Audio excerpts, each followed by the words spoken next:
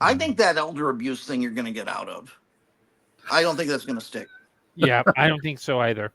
No, no, I love assaulting people over the age of 50 and 60.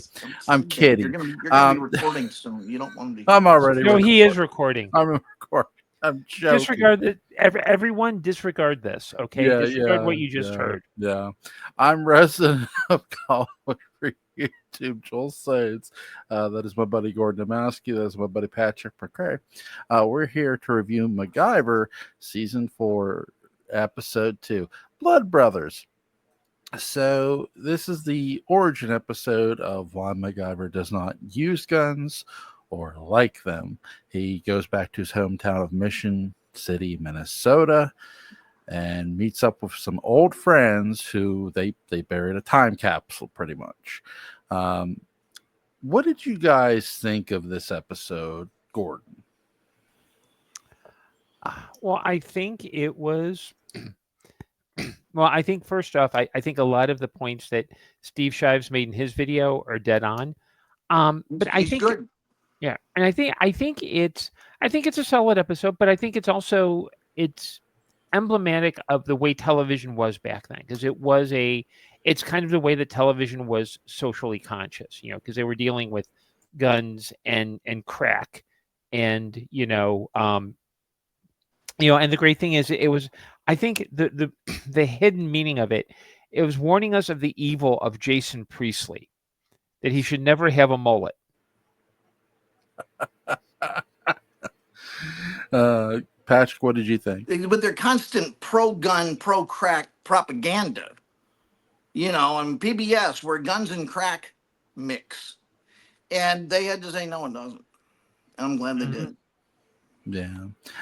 I learned so many things about guns because I grew up around people who had them.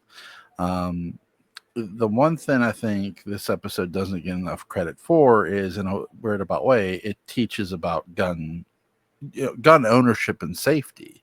You need to be responsible if you're going to own a gun in a lot of ways. Yeah, you do. The one thing I would say is if you're going to go out and buy a gun and you're of age, go to the range. You will learn a lot about responsibility and how to operate a gun very easily. I would also suggest if someone's contemplating buying a gun that they look up Jordan Klepper going to the FBI Academy. I don't remember the exact name of it, but he's a guy from the Daily Show. And he goes to the FBI Academy and goes through all these simulations, and basically he's studying the one man with a gun theory, that I'm gonna pack some heat, and then when it's the next Timothy McVeigh, I mean, whatever it was, the Annie shooting and all the other stuff, I'll be the guy who stands up and says, no, Mr. Bad Guy, bang bang. And it doesn't work that way. It's worse. They're magnets for trouble. There's more violence, and they usually get shot by the police. Because police come in and there's another guy with a gun. They don't have time to figure that stuff out. It runs counter to all of the dirty Harry stuff that we would think of. So I mean, I don't own a gun because I'm not responsible. I'm not I'm not a responsible person, and I get depressed and moody, and I just don't want that around my house. Yeah. I think too there's certain, when you look throughout history, there's certain situations. I think the best sort of example of gun ownership and the responsibility of the weight it carries is the Austin Bell Tower sniper incident in Texas. Here's a guy who was shooting at people from a distance, and the cops were nowhere in sight. So what do the residents do? They go to their cars and grab their guns, and they return fire, in a sense, pinning him down. And the other side of the school was too far to shoot for him. And eventually the cops did show up and get the guy. I think it depends on the situation, too. Well, sort of. I mean, but there are exceptions that prove every rule. And the FBI would not put a major, unilateral statement down if they didn't have a quantity of evidence. And, what you're talking about is absolutely true. It's a great story. It's all real. You know, Yeah. I think that's super rare. So just Mm. incredibly rare. From is my understanding that overall, just like carrying a gun in the big city, and you get mugged, your best bet is, I think, just to go along with it. Option two, run. Just run. Yeah. Option three, throw your car keys in one direction and you run in the other direction. That's a thing. Uh, but yeah, Penn and Teller did an episode of bullshit about that. I don't know if you saw it, and it was about self defense and so on and so forth, and the whole, I got to, and they're big pro Second Amendment guys, but they said in those situations, no, you do not engage the bad guy. It will not turn out well. Yeah, and I think one of the strengths of the episode is that it looks at, because it involves an incident from MacGyver's past. It looks at how the impact of gun violence how it can influence a person's life when they're not necessarily directly involved with it. Because Yeah. MacGyver's the guy who, he builds the makeshift little ambulance bike. He puts his friend in, he puts it over and cares for him. The other two, not only do they run away, but you've got one who becomes a cop. Yeah. And you've got the other who sells guns. And it's and like, I know one of my old high school friends works in he's worked for gun companies and works for armor companies, and he's in that industry. And one of the things he points out, which I agree, and I would not consider myself a Second Amendment advocate, which is, if you're going to own a gun, it means you take care of it. You go to the range, you use it responsibly, you store it responsibly. And I think at this point, especially in the 80s, guns were not seen as we did not have, maybe the only major school kind of shooting that I remember would have been in 1980, where a girl brought a gun to class and shot several people. And she was asked why, and she said, "I don't like Mondays," which led to the creation of the great song, "I Don't Like Mondays" by the Boomtown Rats. Look it up on YouTube. They're a great band. Trust me on this. But I think I think there is that kind of, it wasn't like, now when you would do an anti-gun episode, it would be hitting so hard and overdoing it, only because we've had 40 some years of gun incidents. And I don't want to make light of those, but it really was, at the risk of sounding like an old fogey, it really was a different time. Yeah. In what sense? I think when you look at like issues like guns and drugs, media portrayals, news portrayals, it was always a problem that was out there. It didn't hit home as directly. I mean, you didn't, you didn't necessarily, I don't, and given that I was in middle and high school, my memory may be, it may be just selective memory. I don't remember there being that much gun violence in terms of kind of community No. based. I mean, do you remember, it was like late into the Biden administration, and there was just months where it was nothing but shootings every goddamn day. Mm-hmm. I mean, we have a whole procedure at work about how to deal with gunmen, and we have different, like, badges with different buttons and different codes, and I can tell you some stories. Yeah, it's really depressing.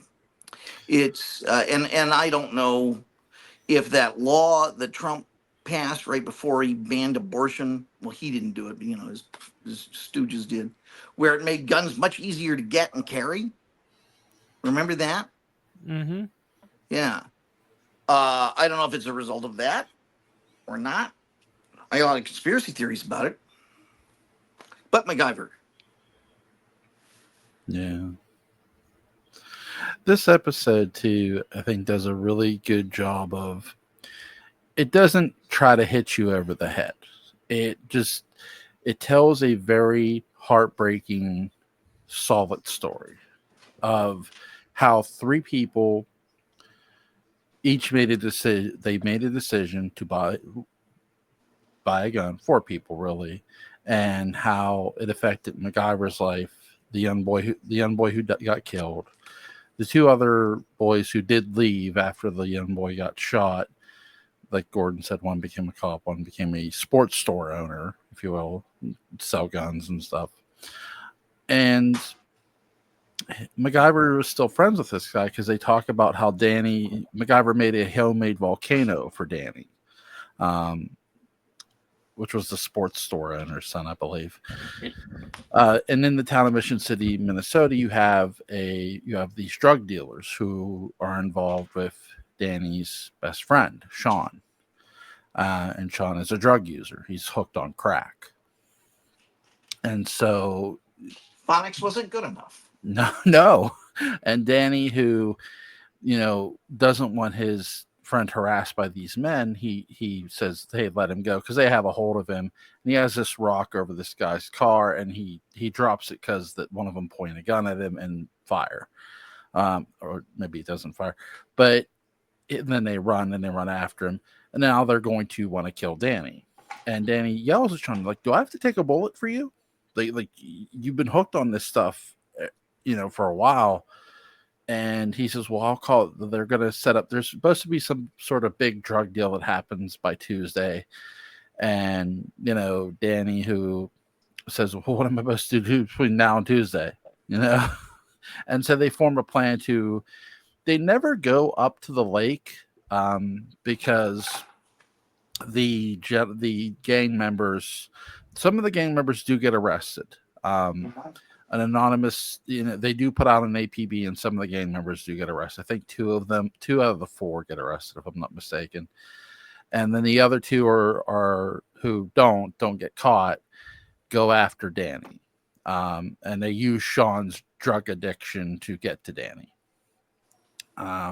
Which I think is this episode has a lot of messages in it. It's, one, drugs are bad for you. Is a really big message, and they are. I've never drank, smoked, or did drugs. I've never even touched any of that shit. But you've touched, Jewel. What? Human heart. Human heart.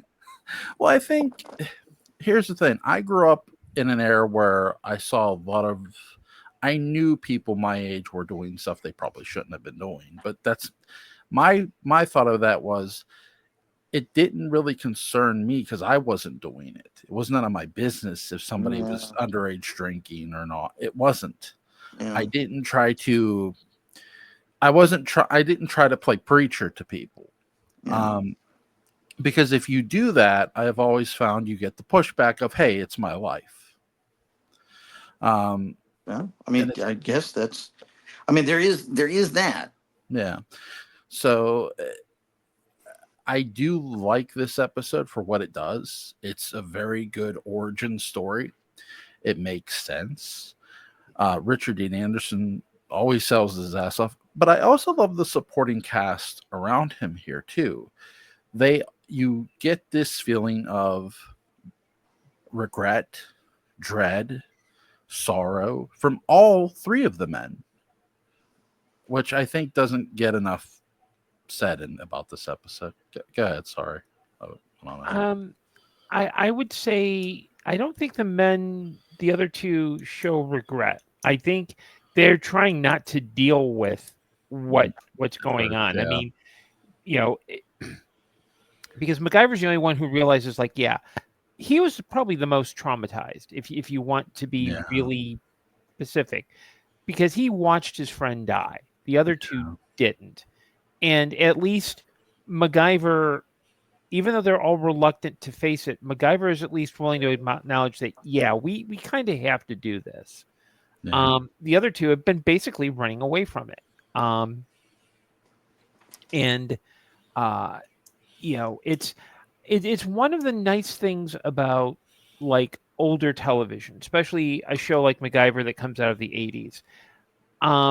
There's a little bit more nuance, and because it's not like it's not like the A-Team, but that's not a bad That's all nuance. That's Yeah. like a Louis Malle movie. No, seriously, what are you going to say about the A-Team? Well, like the A-Team is all action. It's all about moving forward, and there's nothing wrong with that. Yeah. In the 60s, you had Rat Patrol, which is basically 4 guys in the Jeep with a machine gun shooting Nazis in the desert. It's funny to get just semi-academic. Say, there was a guy named Eugene Scribe who came up with a model for storytelling called the well-made play, and it was a very strict model. And believe it or not, even though they don't say it, playwriting teachers, at least up until about 20 years ago, were still teaching the damn thing. And if you didn't do the well-made play, that was it. And theater though was breaking away from it. And it's funny because just as theater broke away from it, what you're talking about with the A-Team, Rat Patrol, things like that, were the well-made play.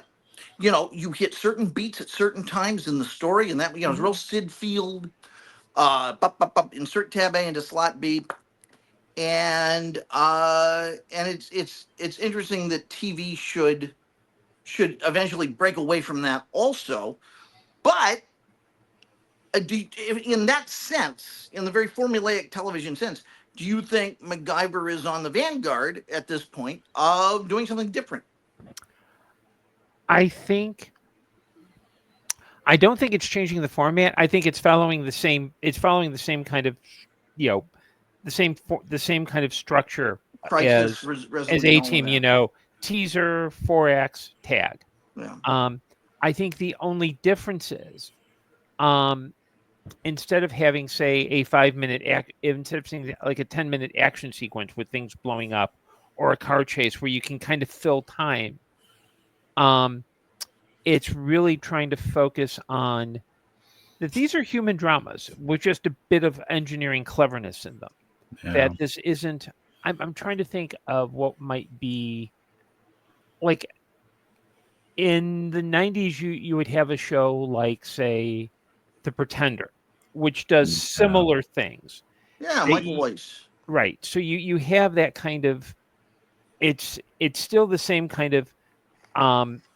You know what you got. It's like a 45 RPM record. And Jewel, these were the MP3s of on their time, except they were physical, where you get one song on one side and you flip it over and you play it. You can do a lot in those 3 minutes on a 45 single. You could do straightforward pop song, you could do a blues song, and I think with MacGyver, it wasn't so much, hey, let's think through and do something radical. I think they were really aiming for more like, okay, we know that they're on Monday. The show is on Monday nights, so it's the start of the week. It's one that's more likely kids and parents are going to watch together. It's one where you want that kind of requisite action and engagement, but you also want to have something that why are people going to watch? And I think doing these human dramas help, because the fact is you can't just having MacGyver come into every situation and solve the day is going to get very boring. So one way you change it up is, okay, you have his friends do it, or you have him go to a town and, okay, he's revisiting his past. So I don't think MacGyver was thinking, hey, we're going to radically reinvent television. Right. I think what they're doing is, it's like, okay, we know what we can do. Let's just do a good let's just do a good episode. Yeah. That's like you're right. The episode The Last Stand, where MacGyver isn't going on an assignment. He's going fishing. He's trying to find an old fishing spot that I think his dad or something showed him. And he gets a little turned around and he goes to this airstrip, this airport, and he's trying to get directions to this lake. and he runs into trouble at the airport. Mm-hmm. So There you go. yeah, there's that's the thing. The episodes of MacGyver, Gordon's right. It wasn't always about MacGyver's looking to save the day or MacGyver's coming into a situation where he's looking for a problem. Trouble sometimes, a lot of times, found MacGyver. Yeah, in fact, one of my favorite kind of MacGyver episodes is MacGyver's doing something completely like he's like, okay, I'm bored. I'm gonna go shopping for drywall or something Yeah. like that, and he ends up, someone's in trouble and he has to help. Yeah. And I think too that's kind of I think it's also maybe one of the more subtle messages because a lot of adult dramas at this time were either, like you had stuff like the A-Team, Miami Vice, kind of your action shows, but you also had like nighttime soaps like Dallas Dynasty, and most of those involved people being somewhat nasty to each other. Here, it's just a little bit of escapist fun, and I think it's why, and it has the right kind of emotional tone. It's not like like in watching when I was caring for my mom watched most, if not all, of the CBS procedurals. So I saw a lot of badly made, barely competent television. And the reboot of MacGyver was all about that kind of team effort. And MacGyver rarely did anything clever. Like they didn't do like at least in each episode of the old MacGyver, there's like one or two. There's like at least they usually do maybe two or three kind of clever bits where he's improvising. But the new MacGyver, they never did that and they never relied on that trope. It was always he was on a mission. This is the target. You got to do this, and I think because I would call the tone of classic MacGyver is breezy. Yeah, it's never the stakes are just high enough. Each episode, so it's not a and it's like it's one of those shows that I'm really glad is. I know it was on Paramount Plus for the longest time, and I'm glad it's on Tubi because I think people really. I think we've been knee deep in procedurals and a specific type of procedural for so long. It's refreshing that to have a show where it's just okay, yeah, it's a one thing after another, and it is kind of a mystery, but there's like a nice kind of breezy tone to it where it feels like after watching it's like you don't think, oh, I just lost an hour of my life. It's like, oh, I want to watch some more of this. Yeah, Sure. Absolutely. What's you guys' favorite scene in this episode? It's very sad. I don't know if I have a favorite scene. I mean, it's an episode I admire greatly. What do you think? Yeah, and I think with MacGyver because it's based because it's more of a factory show. Yeah. It's not like Dark Shadows. You could tell that after a while they were like, okay, we're doing something different, so we need to know when to mess with the formula, or we need to figure out what the new formula is and do that. With MacGyver, it's not about scenes. It's about the piece. Yeah. One of my favorite scenes in this is when they're doing after Danny is shot. They keep going throughout this episode between what happened in the past and what's going on in the present. I think they do a really good job structuring this story.